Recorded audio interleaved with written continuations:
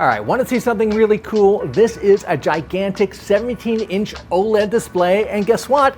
It folds. That's right, it's kind of like a folding screen phone, except it's a gigantic computer. Now, how would you use this? Well, first you've got this gigantic tablet, much bigger than an iPad or anything like that.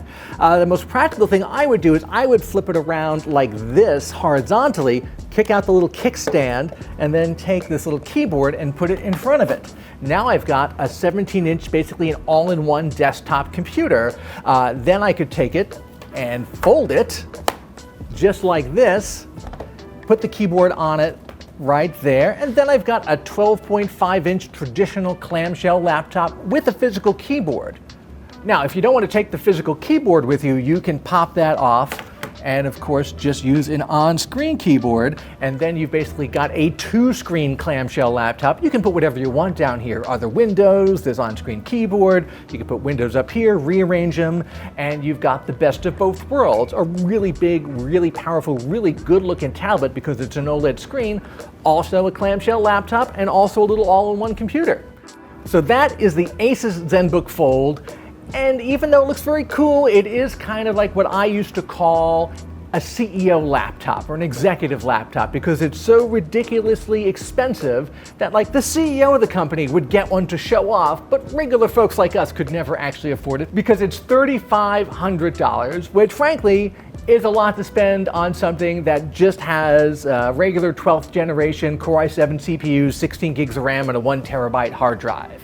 Now, the thing about folding screen laptops is, unlike folding screen phones, which are into their second and third generation and have generally gotten a lot of the problems solved and are almost good enough for regular mainstream folks to buy and use, folding screen laptops still kind of stuck on Gen 1, maybe Gen 1.5 if I'm feeling generous. So this guy looks and feels a lot like the last folding screen laptop I reviewed about 2 years ago, and that was the Lenovo X1 Fold. It was much smaller, but the general design was the same. It still had this really thick body, this really wide bezel. It had the keyboard that clipped on. It had an on-screen keyboard.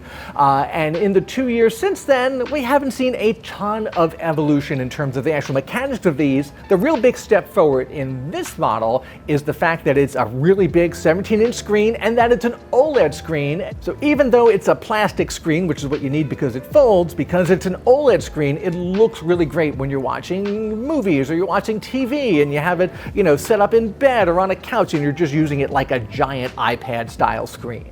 So let me show you how I've been using the Asus ZenBook Fold. I think it's the most impressive and frankly most useful when you open it up like this. You get the kickstand out and you put it down here, you put the other screen in front of it, and you use it like a mini all-in-one computer.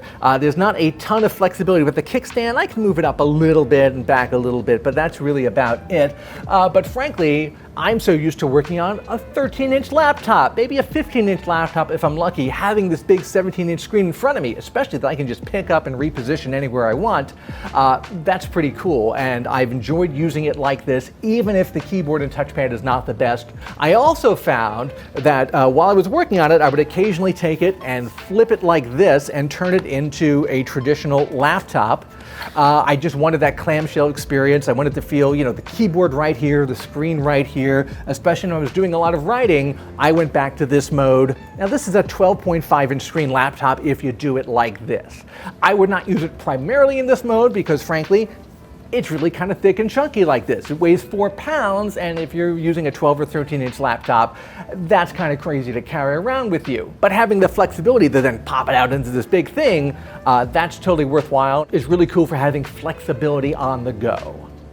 Now, because this is a Windows 11 device, it has some of the problems that the other folding screen PCs or PC concept pieces I've seen have, which is that Windows 11 is not really built around this concept. If I take the keyboard off and I try to use the on-screen keyboard, if I open up a web browser and I call up the keyboard, I like that there are a lot of options for the color and theme of the keyboard, and I can call that up right here. And I have to admit, I kind of like that. So there's a certain amount of window resizing that can happen semi-automatically when you mess around with it. So if I had a big screen open like this, and then I tried to change it into a laptop, oh, look at that. I can choose how I want to arrange the screens, and they'll pop into shape. You have to kind of, fold and unfold to get that little menu to show up. Now I have it just on the top, and that's great if I want to put my keyboard on the bottom. Here's another nice touch, actually. If I put the keyboard on the bottom, watch the toolbar down here. It automatically jumps up here because it knows the keyboard is attached. This actually attaches magnetically. It's not too strong of a magnet, but it's enough to keep it steady, which I like. Unfortunately, that doesn't actually charge it. There's not like inductive charging when you put it on. This actually has a USB port on the side.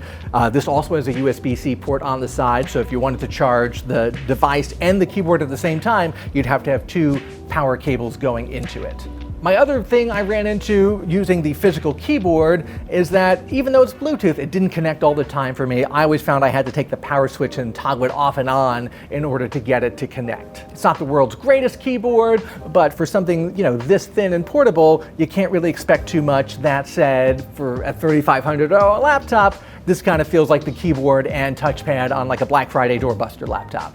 This really shines as a media consumption device because it's a big 17-inch OLED display. And if you're sitting in bed with this or sitting on the couch, it's going to be much cooler than like having an iPad on your lap. It's a little bit of overkill, but I frankly enjoyed catching up on TV shows in bed with this gigantic thing sitting on my lap. Now, one problem that folding screen devices have is, frankly, there's always a fold right in the middle. And if you run your finger over it, you can feel it. And if you look at it under certain lighting conditions, you can definitely see it. I saw it, but I found out when I was watching a movie like this, it did not pop out to me, so I'm going to give it a pass on having the mid-screen fold, especially with the deep blacks and bright colors of the OLED display. I was able to look past the fact that there's a physical fold in the middle of the screen that you can feel and kind of see. Now, one thing this is not is a gaming machine, although that would be very cool, and I couldn't really run, any mainstream games on it. That said, I feel like this would be a really good cloud gaming machine. So I was able to fire up Xbox Cloud Gaming, Bluetooth a controller in, and it was a really good experience as a cloud gaming screen. Another thing that impressed me about the Fold, it had really good battery life. It ran for more than 9 hours playing streaming video, and since that's one of the primary things I would want to do with it, that's a pretty good score. Now listen. This is $3,500. Are you going to buy this? No. Am I going to buy this? No. Is it kind of this conversation piece, conversation starter kind of piece that maybe, an executive or a CEO or an influencer would get just to kind of show off and say, hey, here's the future of computing and it's really cool? Definitely. And more importantly than that, it really shows us a window into where the future of computing is going, where we're going with that coming together, that grand unified theory of laptops and tablets and portable computers, where we've talked for many years about how they're all going to become one. Well, this is one of the best arguments for saying I can have a really cool tablet and then turn it into a very functional laptop. This may not be the model you take home with you. I get that. I think if you come back in 5 or 10 years, you're going to find a lot of people using folding screen PCs. And if you want to read my full review of the Asus ZenBook Fold and see all our performance charts, you're going to find the link right down below.